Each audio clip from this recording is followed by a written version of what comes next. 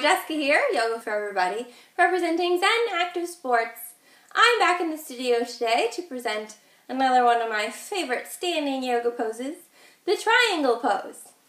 From a standing position, let's go ahead and first of all, of course, check in with our alignment and with our breathing pattern.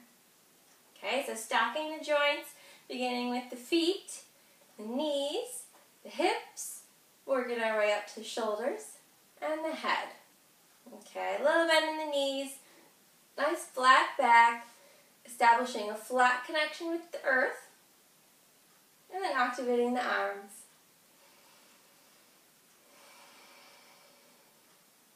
Noticing the rhythm and the quality of the breath as it flows in and out the nose.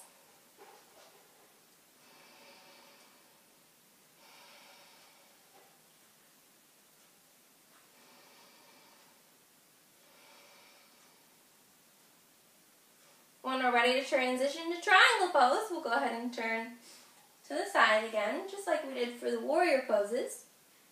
And we'll step one foot back, left or right, your preference, of course.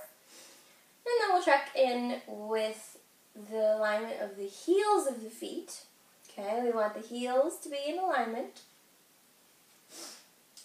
And this time we will keep that left foot only just very slightly turned out to the side. Okay, so we're not turning it to the side quite as much as we did for the warrior poses.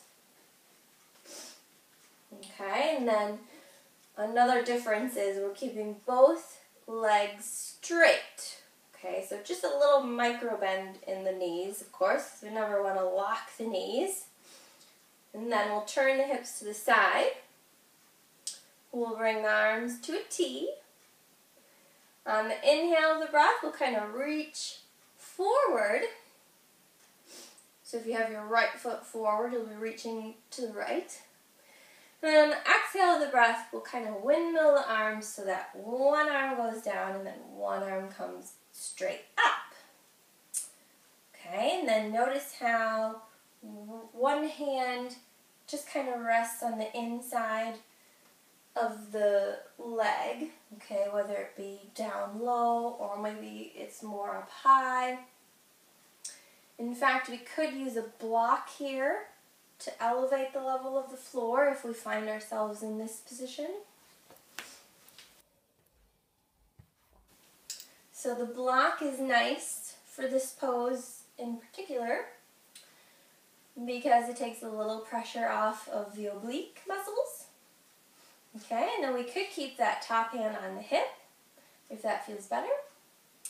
Because again, the further away the limbs are from the center of the body, the more challenging it's going to be. Okay. And then we can try turning the head to look up as the final challenge, only if it feels good, of course. Remembering there's different levels to the block that slowly and gradually can help you ease your way closer to the floor.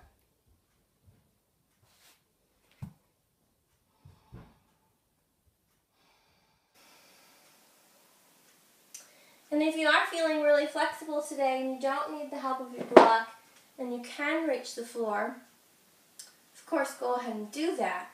I will say though that we do have a tendency, those of us who are really flexible, we have a tendency to push into the mat, okay, which does feel good, but we're not getting as much strength building in the obliques that way, okay? So if we just put the fingertips to the mat, it's going to be more challenging. We're going to be building more strength. Okay, so do what feels best for you for 3 to 5 breaths. And then on the exhale of the breath, we can come out of the pose nice and slowly, windmilling the arms back up. And then we can bring the hands to the heart center as we transition to the other side, either by stepping both feet together, taking a resting breath or two, or the quicker route is to just flip the feet to the other side. Okay, of course, checking in with our alignment again, making sure that the heels are in alignment, The back foot is just slightly turned out. Both legs are straight with just a little micro bend in the knees. Hips are squared to the side. And arms to a T position. Okay? Then we'll inhale, we'll reach forward just like we did last time. And then we'll exhale and windmill down to wherever feels best for you, whether it be up here with a block, down here, or to the mat.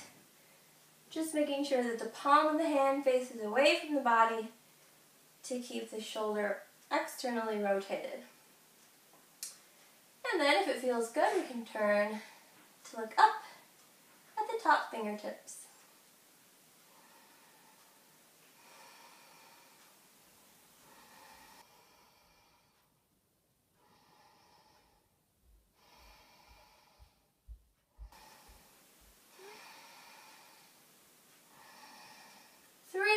Deep breaths before we come out of the pose, nice and slowly on the exhale of the breath, and then working our way back to a comfortable standing position.